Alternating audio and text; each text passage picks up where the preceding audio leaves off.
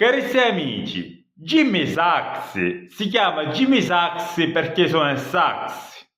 Io mi chiamo Vincenzo il frischettista e ce l'ho pure nel sangue perché sono il frischetto.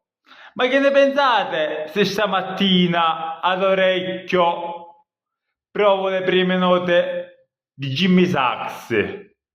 Ovviamente non paragonando la canzone col sassofono, col frischetto voglio dire.